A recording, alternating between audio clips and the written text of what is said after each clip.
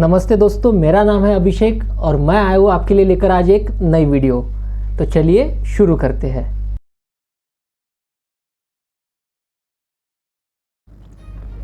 तो आज का हमारा स्टॉक ऑफ द डे है HDFC बैंक। तो चलिए आज हम देखेंगे कि HDFC बैंक में क्या हमें ट्रेडिंग करनी चाहिए, इन्वेस्टमेंट करनी चाहिए या हमें इस स्टॉक से दूर रहना चाहिए। तो देखते हैं, आज हमने 15 मिनट का HDFC बैंक का चार्ट ओपन कर लिया है। आज हम देखते हैं कि कंपनी ने गैप डाउन की ओपनिंग दी थी। जैसे ही मार्केट खुला, मार्केट ने कम से कम 30 पॉइंट का लगभग गैप छोड़ा है मार्केट में।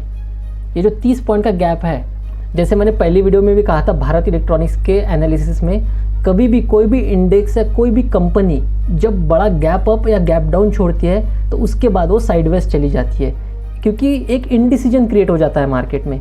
जैसे हम देख सकते हैं कि आज भी मार्केट में ऐसा ही कुछ हुआ था। हम देखते हैं कि यहाँ पे मार्केट ने गैप डाउन दिया, उसके बाद कुछ लेवल के लिए ये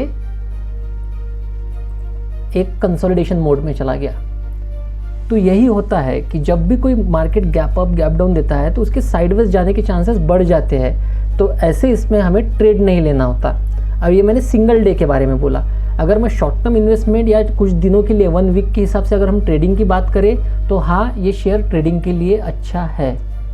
इसके लॉन्ग टर्म के टारगेट्स भी अच्छे हैं, ये ट्रेडिंग के लिए भी अच्छा है, फाइनेंशियली भी ये कंपनी बहुत अच्छी है। अगर हम देखें तो निफ्टी और बैंक निफ्टी के कंपैरिजन करें तो बैंक निफ्टी में HDFC बैंक का वेटेज जो आता है वो 27.04% आता है। और ये वाकई में बहुत ही अच्छा है, क्योंकि ये पूरे बैंक निफ्टी को हिलाने के लिए ये एक अकेला शेयर काफ़ी है। उसके बाद में अगर हम निफ्टी की बात करें तो निफ्टी 50 का भी पार्ट है HDFC बैंक। अगर निफ्टी में अगर HDFC बैंक में गिरावट आती है तो निफ्टी का वेटेज आता है 14.43%।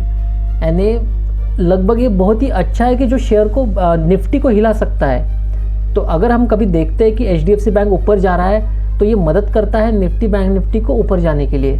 अगर कभी ये नीचे आता है तो कभी ये हो सकता है कि यही रीज़न हो सकता है उन्हें नीचे लाने के लिए। अगर हम देखते हैं निफ्टी में तो रिलायंस का वेटेज आता है कहीं पे 10.8%। तो निफ्टी 50 में भी रिलायंस से ज़्यादा वेटेज आता है HDFC बैंक का। तो ये जो कंपनी है ये हमारे लिए बहुत ज़्यादा मायने रखती है। तो अब अभी हम देखेंगे इसके कुछ लेवल्स हमारे लिए बन के आते हैं। तो अभी हमने 15 मिनट के चार्ट में देखा कि हमें गैप जो दिखी है वो गैप लगभग 30 रुपये की है, यानी 30 पॉइंट्स की है। 30 पॉइंट की ये गैप आई है आज। तो ये तो कंफर्म है कि ये गैप तो फिल होगी। मार्केट ऐसा कभी नहीं करता है, या लगभग ऐसा कभी होता नहीं है कि मार्केट कभी गैप फिल ना करे। अगर गैप आ भी जाए तो गैप फिल हो जाती है, मार्केट वो गैप फिल कर लेता है। क्योंकि जब वो गैप फिल होती है ना, तब उसके बाद एक अच्छी मोमेंटम मार्केट हमें दिखाता है। अगर विदाउट गैप फिल हो अगर मार्केट ऊपर जाए तो चांसेस बहुत ज़्यादा होते हैं कि मार्केट फिर से नीचे आ सकता है वो गैप फिल करने के लिए। तो अभी हम लेवल्स देखते हैं कि क्या लेवल्स बन के आते हैं। उसके लिए हम एक घंटे का चार्ट ओपन करेंगे। 1 घंटे के चार्ट में हमें दिख रहा है कि अच्छा खासा यहाँ पे W पैटर्न बनाया था मार्केट में। W पैटर्न के बाद हमें यहाँ पे दिख रहा है कि मार्केट ने एक अच्छी खासी रैली दी थी। हम वो रैली को देख लेते हैं। 1 मिनट। हम जो इतना पार्ट देख रहे हैं, ये अच्छी खासी रैली हमें मिली थी HDFC बैंक में। तो इसका सपोर्ट और इसकी लेवल्स मैं आपको बता देता हूँ लॉन्ग टर्म के लिए।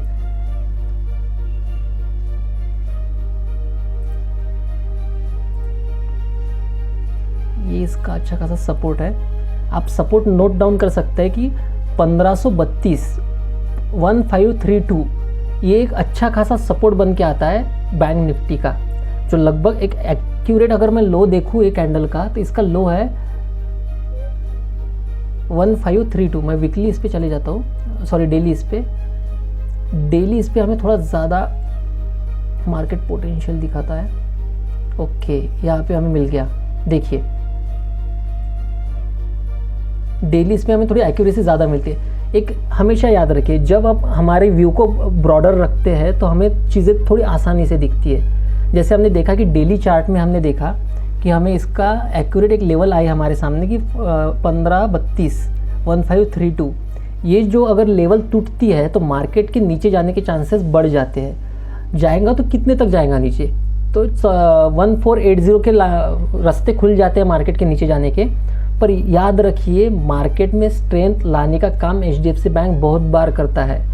तो रिवर्सल भी हमें आसानी से मिलते हैं। जैसे हम देखते हैं कि ये जो पॉइंट है, यहाँ का, ये एक पॉइंट जहाँ पे रेजिस्टेंस का काम किया था, ये सेकंड पॉइंट यहाँ पे रेजिस्टेंस का काम किया था, यहाँ पे मार्केट में सपोर्ट का काम किया है। ये लेवल अच्छी है जो मार्केट को एक रिवर्स दे सकती है। तो हमें यही देखना है कि हमें मार्केट में रिवर्स मिलेगा तो यही पॉइंट है जहाँ से रिवर्स मिल सकता है। वैसे अभी मार्केट जहाँ है वो भी एक सपोर्ट पॉइंट है 1560, ये जो लेवल है एक सपोर्ट की लेवल है। अभी हमें देखना है आगे कि मार्केट ये लेवल को सपोर्ट रिस्पेक्ट करता है या नहीं। अगर मार्केट ने इस लेवल को रिस्पेक्ट नहीं किया तो हमें 1532 के रास्ते आराम से मिल जाएंगे। तो हमें क्या करना है, ये जो 30 पॉइंट का जो मार्केट दिखेगा तो हमें इसमें ट्रेड लेना है डाउन साइड में। पर याद रखिए अभी भी मार्केट सपोर्ट पर ही है। अगर मैं लॉन्ग टर्म के टारगेट बोलूँ तो लॉन्ग टर्म के टारगेट आते हैं 2300 तक। अगर आप आज इसमें इन्वेस्ट करते हैं, अगर 1 से 1.5 साल तक आप पकड़ के चलिए कि आपको ये टारगेट मिल जाएंगे 2300 तक की। और अगर उससे भी ज़्यादा अगर टारगेट रखते हैं तो ये तो जैसे हमने बताया था भारत इलेक्ट्रॉनिक्स में स्काई इज़ ब्लू होता है, हमें पता ही नहीं कहाँ तक जाएगा। वैसे सेम हम इसमें बोल सकते हैं कि हमें आगे क्या होगा हम बता नहीं सकते, क्योंकि स्काई इज़ ब्लू, क्योंकि अच्छा खासा दम रखने वाली एक शेयर है और अभी तक इसने जैसी रैली बनानी चाहिए वो रैली नहीं बनाई है। तो हम लेवल्स लिख लीजिए 1800 से 2300 तक टारगेट शॉर्ट टर्म और लॉन्ग टर्म के।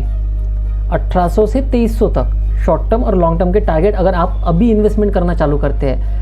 पर अभी मार्केट में एक न्यूज़ आई है जो कंपनी को लेके थोड़ी बुरी न्यूज़ है, तो मुझे लगता है कि आप अभी इन्वेस्ट ना करते, मार्केट को थोड़ा नीचे आने दीजिए। मार्केट जैसे ही थोड़ा नीचे आएगा 1480 या पकड़ लीजिए 1500 तक अगर मार्केट आपको मिलता है HDFC का, तो इसमें बाइंग करना स्टार्ट कर दीजिए। पर ये लॉन्ग टर्म और शॉर्ट टर्म का व्यू है, आप इसमें फ़िलहाल ट्रेडिंग मत कीजिए क्योंकि निगेटिव सेंटिमेंट्स आ रहे हैं मार्केट में। और उसकी वजह से आज हम देखते हैं कि आज की तारीख में बैंक निफ्टी भी नीचे था। तो अगर मार्केट में निगेटिव सेंटिमेंट्स है तो ट्रेडिंग से कुछ दिनों के लिए दूर रहिए। ट्रेडिंग कर सकते हैं पर कुछ दिनों के लिए दूर रहिए। अगर आपको इन्वेस्टमेंट करनी है लॉन्ग टर्म या शॉर्ट टर्म तो थोड़ा करेक्शन होने दीजिए 1-2 दिन में। जैसे ही करेक्शन हो जाता है आप इसमें इन्वेस्टमेंट कर सकते हैं। लेवल्स बन के आते हैं 1800 और 2300। और अगर मैं आपको बताऊं कि अगर एक मार्केट में 1800 के ऊपर अगर इसने सस्टेन करना चालू किया, अगर किसी ने बाइंग नहीं की है तो 1800 के ऊपर भी बाइंग स्टार्ट कर सकता है, क्योंकि 1800 के बाद एक नई रैली मिलेंगी 2300 तक। तो ये लेवल्स पकड़ के चलिए आप 1800 से 2300 तक मार्केट आपको एक अच्छी खासी रैली दिखा सकता है अगर आप इसे अभी बाय करते हैं। और आप पकड़ के चलिए इसमें स्टॉप लॉस, तो मुझे लगता है कि स्टॉप लॉस की आपकी वजह से ज़रूरत नहीं होगी जो लॉन्ग टर्म कर रहे हैं, क्योंकि मार्केट अच्छा खासा दमखम रखता है। अगर मैं आपको दिखाऊं कि 1 साल का इसका रिटर्न कितना है, तो 1 साल में कंपनी ने सिर्फ 3.5% रिटर्न दिया है। यानी हम ऐसा कह सकते हैं कि रैली अभी बाकी है। 6 महीने में कंपनी ने दिया है -0.85% रिटर्न, यानी कंपनी अभी भी रिटर्न दे ही नहीं पाई है। तो हो सकता है कि अभी आगे आपको रिटर्न मिले। तो अच्छी खासी कंपनी है, अच्छा खासा दमखम है, मार्केट कैप भी कंपनी का अच्छा खासा है, पी रेशो इतना ओवर वैल्यूड नहीं है कंपनी, आप अभी भी बाय कर सकते हैं। सिर्फ इसकी कुछ बुरी न्यूज़ें चल रही है। अब ये रिगार्डिंग कैसे है कि अभी कुछ दिनों पहले इनकी एनालिस्ट की मीटिंग हुई थी। अब एनालिस्ट की मीटिंग के बाद सडन इसमें 4% का फॉल आया है। तो मैं चाहता हूँ कि आप अभी तक इसमें ट्रेडिंग ना करें 1-2 दिन के लिए, आप इसमें इन्वेस्टमेंट की सोचिए, शॉर्ट टर्म और लॉन्ग टर्म इन्वेस्टमेंट। तो अभी करना क्या होगा आपको, अभी आपको कल या परसों में इसे थोड़ा करेक्शन होने देना है। जैसे थोड़ा करेक्शन आता है 1480, 1450 या 1500, इन 3 लेवल के पास आके हमें इसे खरीदना है। ठीक है, ऐसे कंपनियों में आप एवरेज बना सकते हैं, इसमें डर नहीं होता। उसके बाद जब थोड़ा ऊपर जाए, हमारा टारगेट होगा इसमें 1800 से लेके 2300 तक। हमें इसे कम से कम 2 साल तक तो भी रखना होगा, तब जाके हमारे टारगेट रीच होंगे। तो चलिए आज के लिए बस इतना ही।